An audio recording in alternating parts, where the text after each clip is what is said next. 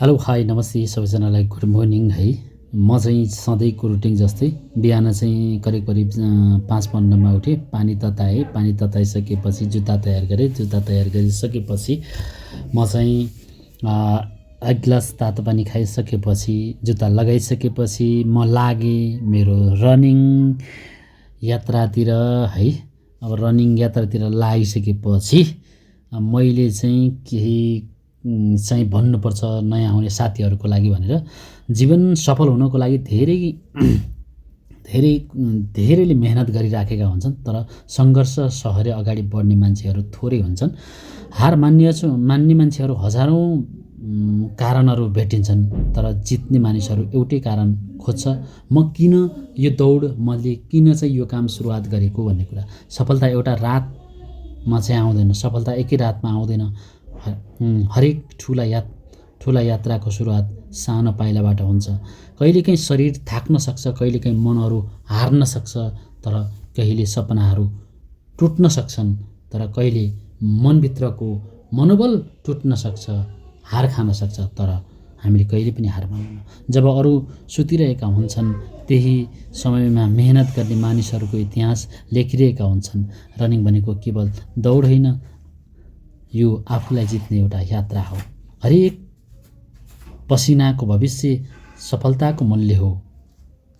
तिमीलाई मानिसहरूले कमजोर भन्न सक्छन्, तिमीलाई रोक्न खोज्न सक्छन्, तर याद राख तिमी किन दौडिएको, तिमीले चाहिँ यो यात्रा किन सुरुवात गरेको।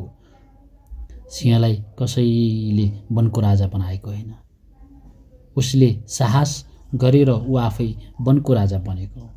त्यसैले तपाईहरू पनि तपाईहरूको मन बलियो बनाउनुहोस् अनि तपाईहरू आफै राजा बनेर अगाडि बढ्नुहोस्।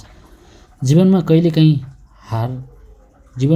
पनि हार नमान्नुहोस्, किनभने कठिन समय सधैँ रहँदैन, तर बलियो मानिसहरू रहन्छन्। आज दुःख भोलिको शक्ति बन्न सक्छ। यदि तिमी कहिले सङ्घर्ष गर्छौ भने विश्वास गर, तिमी सही बाटोमा हिँडिराखेका छौ, तिमी सही बाटोतिर अगाडि बढिराखेका छौ। मोटिभेसन एक दिनको लागि मात्रै हुन सक्छ, तर डिसिप्लिन जीवनभरको शक्ति बन्न सक्छ।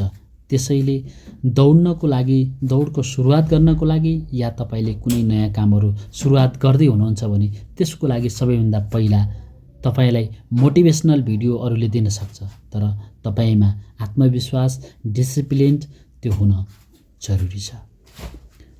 सपना ठुलो देख्नुपर्छ, तर त्यो सपना ठुलो देखिसकेपछि आफूले त्यही किसिमको सङ्घर्ष र त्यही किसिमको मेहनत गर्न चाहिँ छोड्नुहुन्न। तर त्यसका लागि ठुलो मेहनत पनि आवश्यक हुन्छ। कुनै सर्टकट बाटोतिर लागेर चाहिँ हामी ठुलो उपलब्धि र सफलताहरू प्राप्त गर्न चाहँदैनौँ र सक्दैनौँ पनि। सफलता चाहिन्छ भने पसिना बगाउनु पर्छ, पसिना बगाउन सिक्नुपर्छ र आफ्नो मेहनत के हो र मैले कतिसम्म मेहनत गर्दा मलाई चाहिँ सफलताहरू मिल्न सक्छ भन्ने कुराहरू सबभन्दा ठुलो कुरा हो। हरेक बिहान उठ्दा आफ्नो लक्ष्य सम्झिनुपर्छ र आफूले के गर्दा ठिक हुन्छ र कसरी अगाडि बढ्दा ठिक हुन्छ र मेरो जिन्दगीमा मैले सफलता पाउनको लागि के कुराहरू एचिभमेन्ट गर्नुपर्छ भन्ने कुरा जिन्दगीको सबभन्दा ठुलो कुरा हो।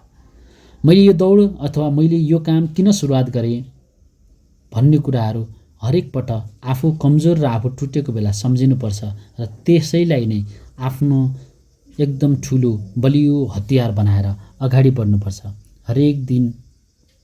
हरेकका दिनहरू आउनेछन् जब तिम्रो सङ्घर्ष तिम्रो परिचय बनाउनेछ। आज जसले तिमीलाई दौड्दा अथवा तिम्रो काम देखेर हाँसेका हुन्छन्, भोलि तिम्रो सफलताका लागि ताली बजाउने तिनै मान्छेहरू हुन्छन्।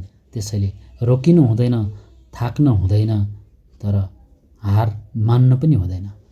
तपाईहरू त्यही मनोबलका साथ, त्यही ऊर्जाका साथ, त्यही सोचका साथ केही नयाँ गर्छु भन्नेका साथ अगाडि बढ्यो भने हुनसक्छ हामीले सुरुवात गर्दा धेरै कठिनाइहरू धेरै समस्याहरू आउन सक्छन्।